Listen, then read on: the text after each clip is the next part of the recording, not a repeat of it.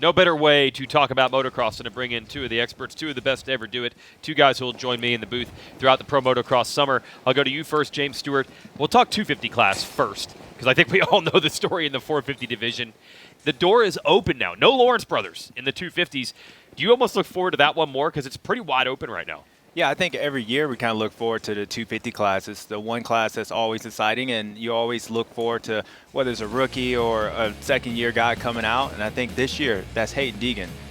Probably not the Supercross season he wanted, but going up against that, you would think on paper he would probably be your favorite. But I think Tom Vial and the way Levi and RJ, all those guys are riding, I think they're going to have something to say about that. Absolutely. Yeah, what are you thinking there, RC? Yeah, absolutely. I mean, definitely to what James said, we thought that Haiden was going to be a little bit better here in Supercross. Does he catch fire in the Pro Motocross Series? I mean, as well as he did last year, you just have to assume that he's going to be even better this year. But like James talked about with Levi and RJ and Tom Vial, I mean, that class is going to be so fun to watch each and every weekend, and it's going to be fun to see who's going to be the most consistent in that class. What are you thinking, JT?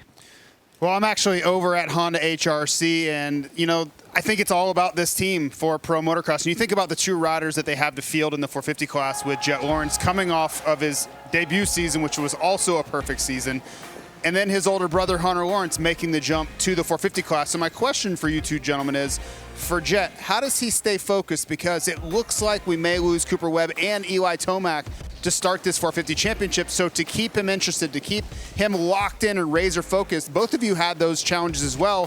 When you're the best guy, when you're coming off of an undefeated season, how do you stay razor sharp?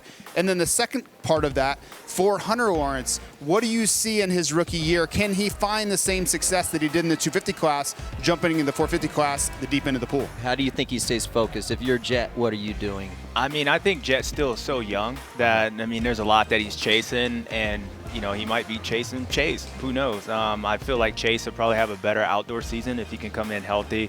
Had a chance to talk to him. I think he feels a lot more comfortable outdoors on that bike than maybe even did last year. But, yeah, if we lose Eli, which we will, and then if a possibility with Cooper, I think Jett he's young enough, and with his brother coming up, will kind of keep him focused. And with Hunter, I don't see him replicating what he did last year, only because his younger brother's in the class. Yeah. So That's going to be tough. I think Hunter's going to do well. I mean, he's caught fire here late in the season, and he's been strong. He's been consistent. It was rocky at the beginning of Supercross, but I like his chances. Do I think he's going to dominate? Of course not, but I think he's a sleeper. I think he's well capable of being on the podium multiple times, maybe leading some races as well, and it's going to be fun to watch his progression nevertheless. So keep your eye on that guy for sure. And JT, we're talking about the Honda team.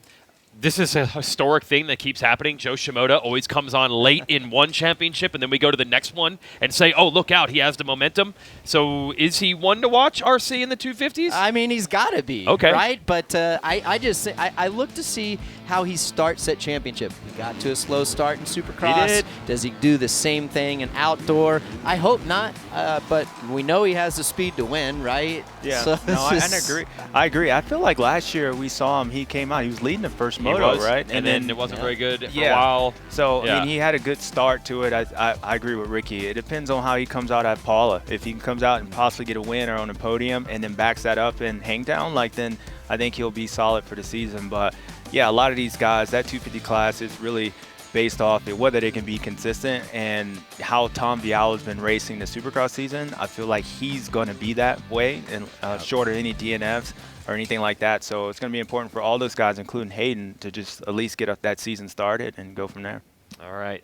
That's what's wild. We have a perfect season still going right now in the 450 division and a wide open 250 class. Thanks for the time, boys. You bet. We'll see you at the races.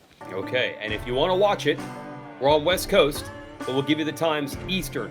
1 o'clock will be Race Day Live. That is our 1 hour long qualifying session coverage show. And the motos start at 4 Eastern. Everything available on Peacock in the United States or the SMX Video Pass outside. Hi folks, Lee Diffie from NBC Sports here. If you truly enjoyed what you just watched, you can get more news, interviews, and highlights by subscribing to the Motorsports on NBC YouTube page. You can get it all, so go for it.